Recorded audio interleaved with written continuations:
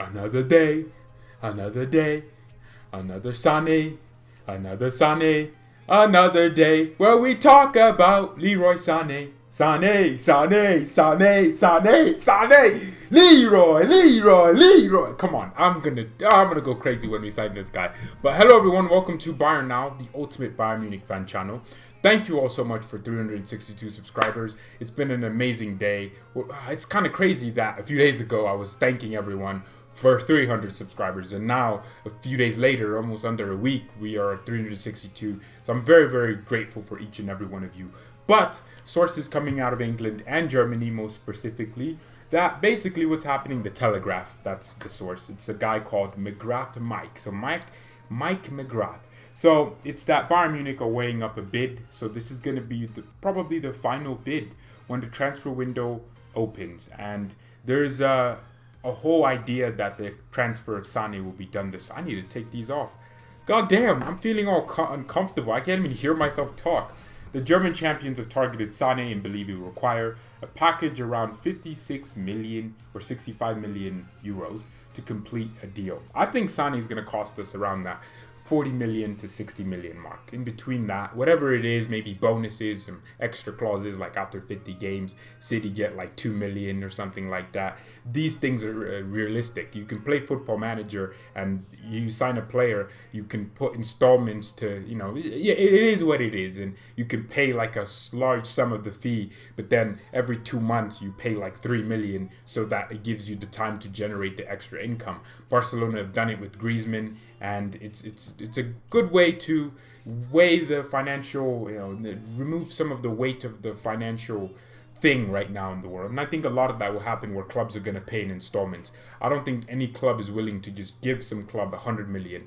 Jadon Sancho is going to probably go to Man United, and I don't think United are going to pay Dortmund 120 million off the bat. I think they'll pay them like 50 million this summer, and then the next summer 50 million installments. But that's why am I talking about Sancho right now? But according to these sources, Sane is going to be completed this month, and it's very, very good news because I'm kind of tired of hearing his name.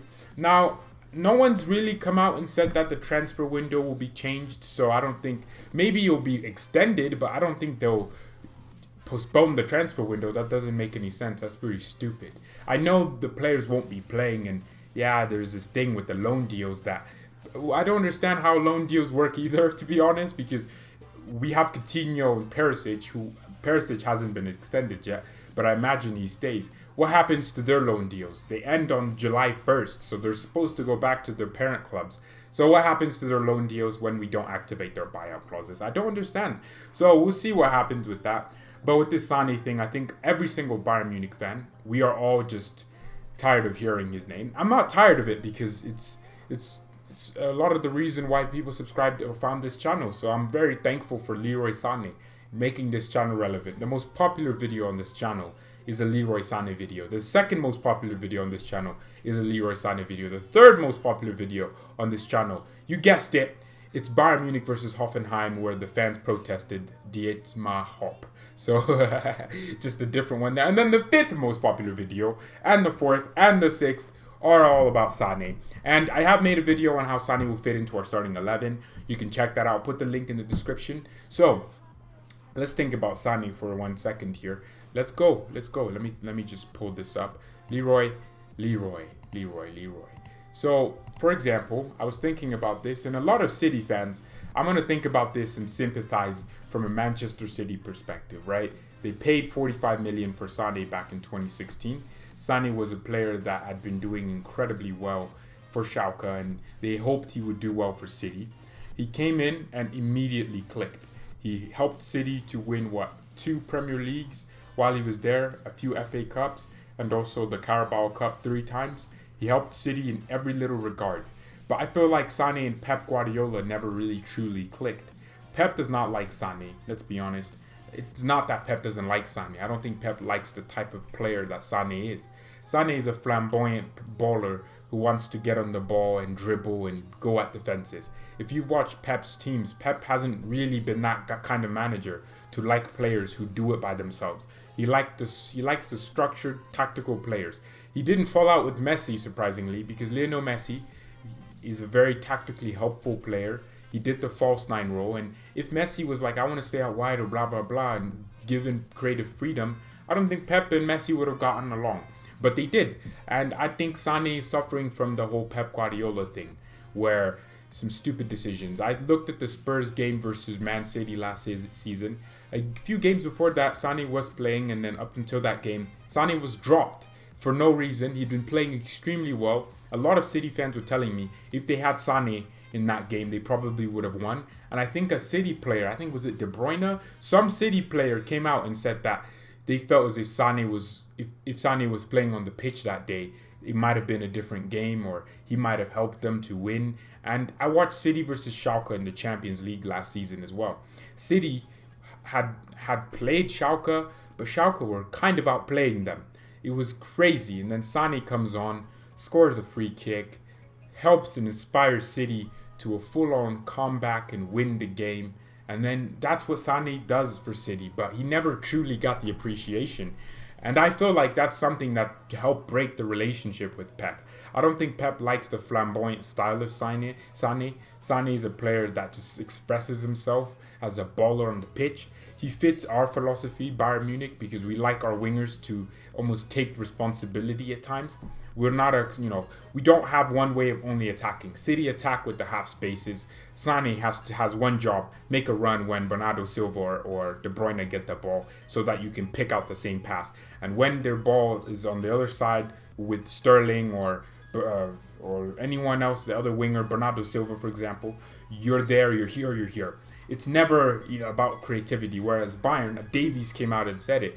The Hansi Flick has given them a tactical identity, but he's also given them freedom to go and play the way they have the most amount of fun on the pitch. So I think that's where the whole Sane thing kind of broke out with Pep. If Sane had been playing and he'd been enjoying himself under Pep Guardiola, playing all the minutes, a lot of people are telling me Sane's injury prone. That is so stupid. Look, I'm going to pull up his injury record. I'm not going to show you on the screen because I'll do that. I'll add something for injuries. But Sane's gotten 1, 2, 3, 4, 5, 6 injuries in his career where he's actually missed games. The highest amounts of games he's ever missed due to injury was in 2017 due to a hamstring injury. And he got an injury. 5 days. 5 games. He was out for 5 games, 31 days. 30 days a month. Nothing. That's normal. Every player will get a knock a month and he's off.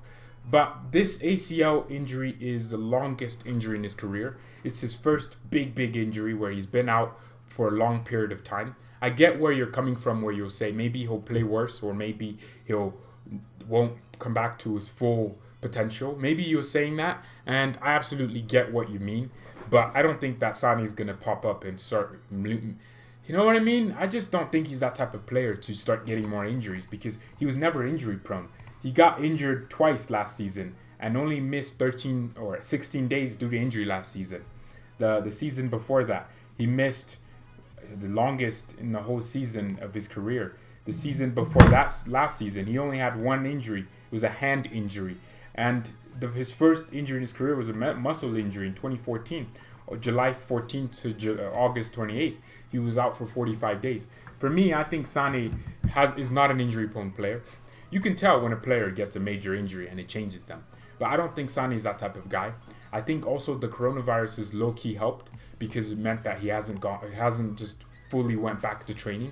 So I can imagine that maybe he played a game or got overrushed by City because City do also get a few players that pick up the same injuries, like Benjamin Mendy. So maybe you can say that he would have been rushed back and maybe nibbled it and then got a hamstring, and then that would have been something that continued in his career. But I don't think that's the case. I'm just looking to see if my phone got smashed because I was putting it on there. I was watching a video. But maybe you can say that, okay, he'll come back and get a few injuries. But the coronavirus with them, he hasn't played a single game for a few months. He recovered in that around January, February time. And he hasn't played for 2 months. He hasn't been training at all. His foot has just been healing. His ACL rupture has just been healing, or the new thing, the surgery he got has definitely been healing. And obviously he's a professional, so he's going to be doing the steps to fully get back to himself. And I think, you know what? It's optimistic, but I hope he doesn't go ahead and pick up more injuries. We've had a lot of players pick up a big injury and come back. Tolisso is an example of a player who didn't. He hasn't come back since his ACL injury. ACL is bad because it almost is like it's such an important part of your whole foot. Getting that injury is huge. I'm not a medical person, but for most players, it looks like a big injury. For example, Messi has gotten a few hamstring injuries, but he's never really torn his ACL. So you can't really compare it. But for me, I think Sane is going to stay fit. I think we do need his fitness, man. I don't want another injury-prone player. I'm not interested in Kingsley Coman anymore. I don't want that, man. We should never sign Lucas Hernandez. Look, I know a lot of you are like, okay, well, we can give him a chance. Well, we should have never signed a player that was injured for a long period of time. Lucas Hernandez did tear his ACL, I think. He did have a huge injury, but I'm looking at Kingsley Coman's injury record now. Coman has never gotten a major injury, but his definition of injury prone is he tears normal injuries, okay? He tears normal things. He gets a bruised knee, bruised ankle, bruised this. He gets a knock here and there. He keeps getting these injuries. He falls down and he's out for 3 months, 2 months. That's what injury prone means. Sane's not injury prone. He's not injury prone.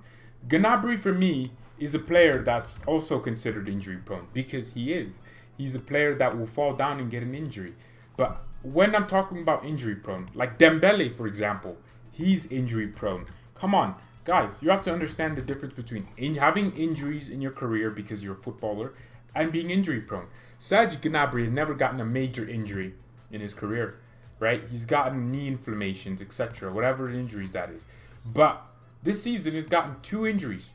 A minor knock and an Achilles problem, which he was out for 11 days in the training break that we do, the second half of the season. So look, there's a normal thing where players do get injuries, but for me, I just feel like there's a difference between getting an injury and being injury prone. Ousmane Dembele. I'm going to look into Dembele right now.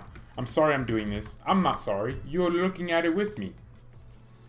You can go on Transfermarkt and look at these injuries yourself, but Dembele, he's getting a lot of injuries, but he's never had an ACL. So many people are like, ACL, you're injury prone after that. Dembele had a hamstring injury in 2018. He wasn't picking up injuries with Dortmund. Got a hamstring injury 2017, out for 106 days. Came back January 15th, tore his muscle fiber or something like that. He's gotten a few more hamstring injuries. He's now on another hamstring injury. He's out for another. He's been out. He won't be back until August the 4th. Dembele. I'm telling you, there's a difference between having an injury and being injury prone. I think a lot of players have injuries. Every single player will have an injury. Alphonso Davies has already gotten his injury.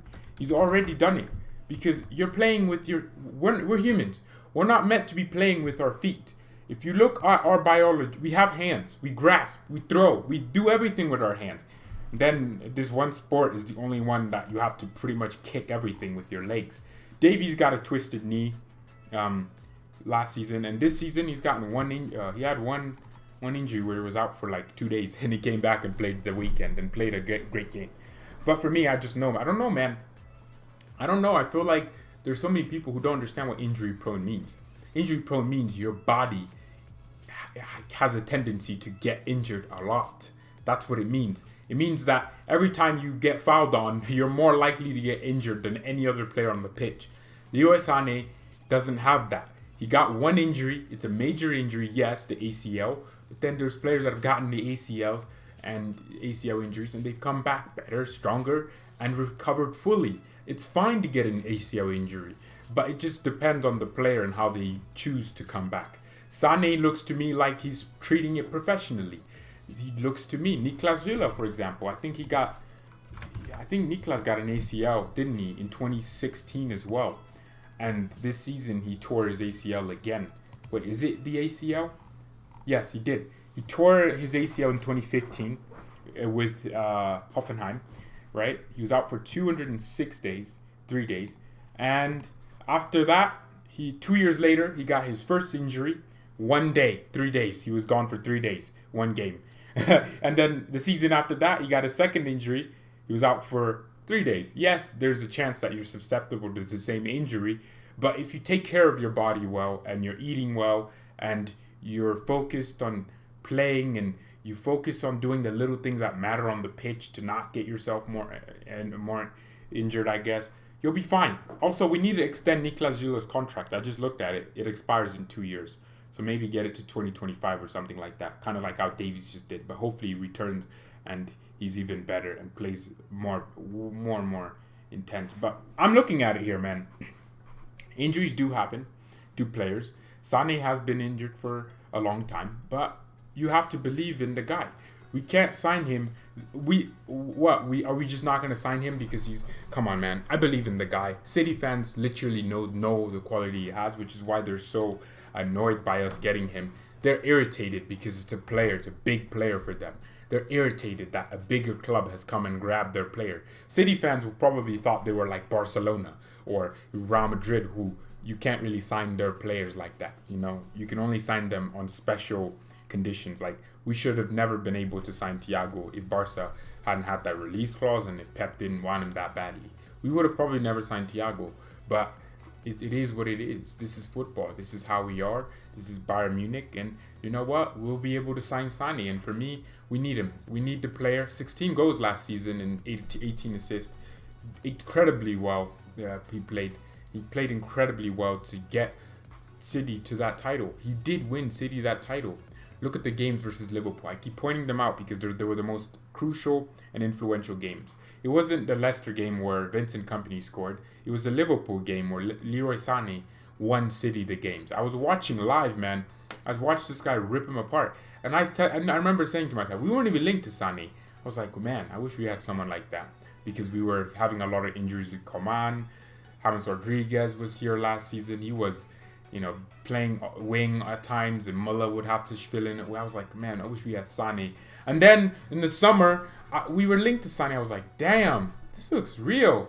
And then I just started making videos, and I just started talking about Sane. I remember talking, and so many people would come on and go, we are not signing Sane. I was like, nah, we're signing him because our board are talking about it publicly, and etc. I was just talking about Leroy Sane every single day.